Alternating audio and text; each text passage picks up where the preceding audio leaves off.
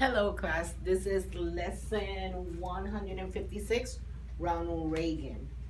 Let's go over our topography map. Topography is the science of learning the surface of the earth. It includes learning about the mountains, the rivers, the valley, all of the landforms that are incorporated in our nation, the United States. So we have the Great Lakes up north. There in our front, our border with Canada, we have the Niagara Falls. We have the Appalachian Mountains that run all the way from Maine, all the way down to Tennessee. We have the Ohio River. Obviously, on the East Coast, we have the Atlantic Ocean. Here in Florida, we have the Everglades. And we also have the coral reefs down in Key West. We have the Mississippi River, the mighty Mississippi. Goes all the way up there. We have the Rio Grande, the Great Plains, Arizona, all of that center, all of those states there in the middle. The Grand Canyon, the Rocky Mountains, the Great Basin Desert. This is why California has a shortage of water. Not enough rainfall, and there's a desert. We have Mount St. Helens, that is a volcano. It blew up like 20 years ago, more or less. Redwood forests, which are the tallest trees that we have. They're so big that you could actually drive through them. They have built, they made them hollow in the road, and you could actually drive your car through the tree trunk.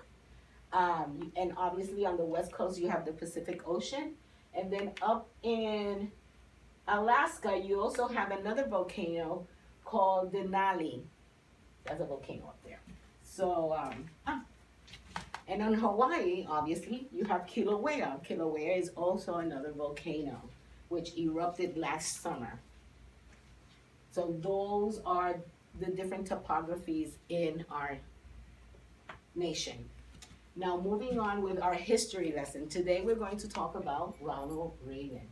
And Ronald Reagan had a nickname which was Dutch. They called him Dutch. When his mother was a very godly woman, and as he grew up, his mother took it upon herself to teach her children the Bible and teach her children Christian ways. So from a very young time in his life, one of the things that his mother would always say to him was, whenever you encounter someone in your lifetime, always try to leave their life a little better than it was when you first met them. And this was his life motto. That's how he lived his life. He lived his life always doing for others and making others' life better. So he practiced the be a blessing, not a burden type situation. By the age of 5, he knew how to read, and he would read the newspaper, and his mother taught him how to read early on. He was very active in high school. He played sports, 3 different types of sports he played. He did swimming, he did baseball, he did football, he did track and field, he did various sports. He also participated in drama and was the lead role in many plays. He was also the editor of he was the president of his newspaper. He was the editor of the school newspaper and the president of his high school graduating class. After finishing high school, he made the decision to go to college. He obtained a scholarship from Eureka College, and the way he obtained this was that one day he said, okay, I need to go to college.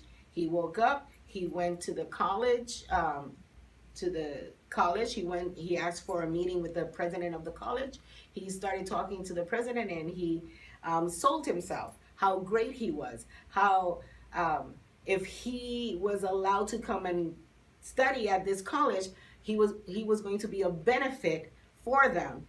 So after that meeting, he got his scholarship and he attended Eureka College on a scholarship.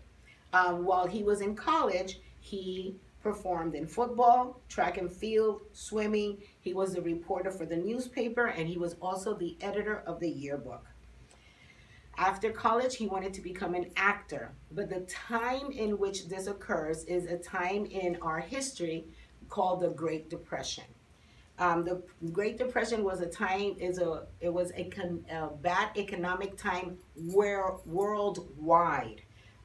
It started here in the United States, but it started August 1929 and it lasted until March 1933. And these were very hard times, um, especially for people of lower income. There were no jobs, no food, people were homeless. It was a very trying time in America. So his parents were unemployed, and because of this, he made the decision not to continue pursuing acting, but to find a job. And he found a job as a news broadcaster, and he would broadcast sports. And people really enjoyed him because another thing that distinguished him as a president was his eloquency. When he did speeches, the way that he would talk to people, people enjoyed listening to his voice. He had one of those captivating voices that you would just listen to him. Eh, So, and actually, he was known for being a good speaker. So he worked as an announcer. After that, then he found a job making films. Immediately found a job making films. And when after this, he bought a house for his mother and his father in California. He married Jane Wyman, and she was also an actress, but unfortunately, that marriage did not last. They had a daughter and a son. Um, During the war, he did war training movies for the military, and that was his participation in World War II. Then he married his second marriage. He married a lady named Nancy Davis, and which became Nancy Reagan later on. She also, and they had two children, a total of four children. After this, after being in films and he was already in age, they decided to retire. So they went and he started getting interested in government. And there he decided to run for governor of California. And he served as the governor of California for 2 terms. That will be 8 years. After that, he officially retired. But the country came knocking at his doors and he decided to run for president. The first time that he ran, he was not successful, but the second time that he ran, he became our 40th president. And that was in 1980. And he was the oldest president at that time. During his time in office, he was called the great communicator because of his talking ability. Because of this, of his great skill, one of the things that he really disliked was communism. And he spoke against communism. And this time in our life, in American history, is known as the Cold War, which the Russians were plotting. Russia and the United States were butting heads, right? They were feuding. And during this time, he spoke against communism. And in 1983, he went to Germany and did a speech where he announced to President Gorbachev to tear down that wall. And that phrase echoed throughout the world.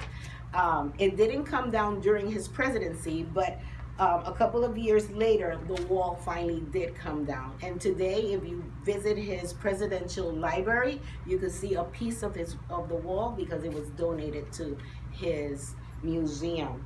Another thing that I wanted to add about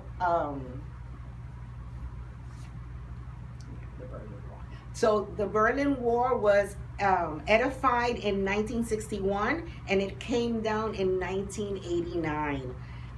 One of the reasons for it coming down was the economically, both countries, because it was one country divided in half, so each side couldn't keep up with the economics for each side. They needed each other.